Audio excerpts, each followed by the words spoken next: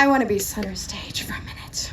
All right, for those of you who don't realize this is actually my first time telling a full, actual, real story on a stage since I was here last.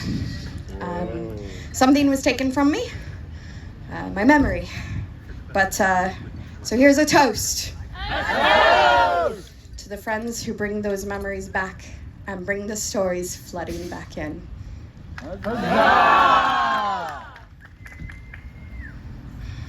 Once upon a time, in a land not too far from here, there lived a magnanimous queen and his absolutely lovely, beautiful queen. Now, I'm going to go ahead and pause and say that many of you have heard this story before, but I'm going to do this as short and quick as possible. So please bear with me if I leave a few details out. We know they're there. So, of course, this magnanimous king and his beautiful queen had two lovely, wonderful youngins, a goodly prince and a kind, sweet, intelligent young princess, but unfortunately, the kindly, wonderful queen died in childbirth, and the good princess only was saved by the grace of her nursemaid. Indeed, this nursemaid is the one who loved her and cared for her as her own and brought her up in life to be so kind to all the common folk. Not that the king was not, of course, kind and wonderful, but this was a special connection. Now, you see, of course, they grew old. The prince went off to do his princely things, and the princess managed the house quite well, until one day her father decided that she would indeed have a mother again. He decided to marry this wonderful, beautiful woman he came across on one of his hunting trips. And as the woman arrived, the princess met her at the castle gates and said, "Indeed, welcome, my new dear mother. It's so kind to have you with us." And of course, one of the queen's retinue cried out, "Oh, what a lovely young lady. She must be the loveliest in all the kingdoms." There was a problem with this.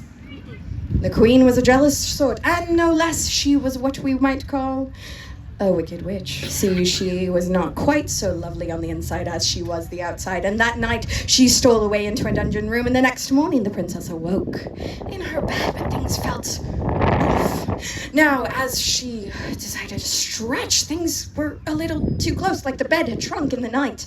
And, of course, she stepped out of bed, and the little handmaid came in and dropped her urine, screamed!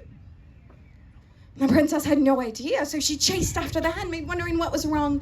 And she chased her down the hall, and all the servants were, of course, running in terror. And she didn't know what to do, so she ran towards the castle to go to her garden. And when she got out the front gate, she took flight. Because everyone was running from her, because over the night, she had been transformed into a hideous dragon. Our poor princess. She knew when she took flight that she had changed form, and she didn't know quite what to do at this point. So she flew to the furthest reach of her father's kingdom. This was the best she could do. She hid herself in a cave and stayed there as long as she could. But unfortunately, we all have to eat. And so she went hunting as little as she could, a sheep here, a cow there. But when you're not used to wings and great fire breath, well, accidents happen. And the villagers had come together and decided what they were going to do with this great lizardly problem, as they described. And in the town hall, in the meeting, they had all decided they were going to kill the beast. Until the old crone of the village spoke up from the back. "My loves, don't be so hasty. You see, this is not an ordinary dragon, but instead our princess turned. And the only way to turn her back is true love's kiss." Now, the problem with this is, of course, she had many courtiers. She had so many, and quite frankly, the only person who might have any clue who her true love might be would have been her brother, who was off doing princely things, so the only thing they could think to do was send for him. Well, the only thing else they could do was try to feed her and keep her well so that she didn't have to hunt and, accidentally burn down a barn or two. But as those months came and went and came and went, no sign of the prince had been heard. Until one day, another very little old lady came up just as the youths of the town were being loaded up with a great jug of cream on either shoulder.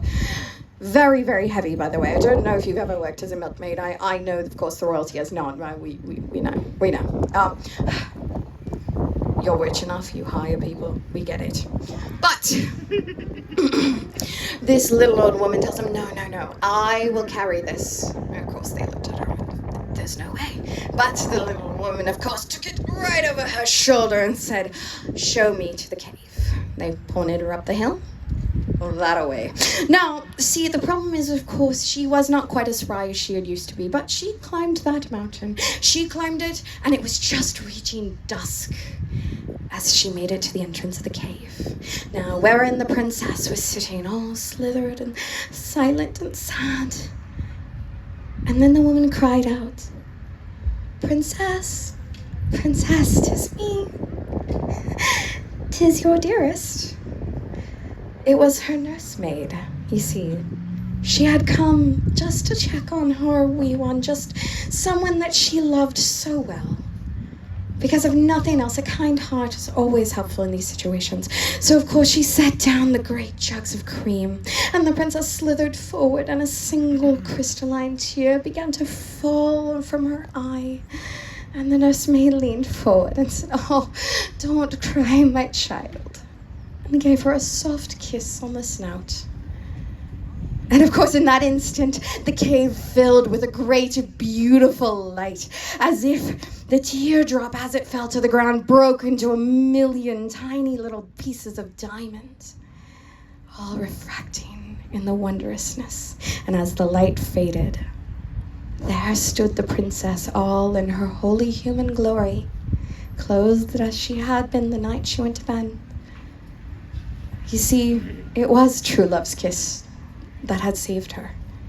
But we all have to remember, it's not just true romantic love that keeps us in our days.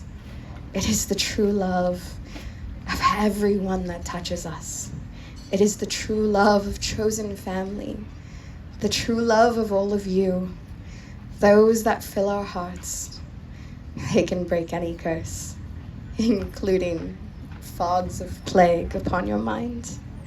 So thank you all for breaking the curse, and well, what happens to the Wicked Witch is going to have to be another story.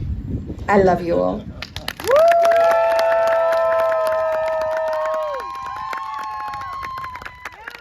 A toast. To your health till we meet again.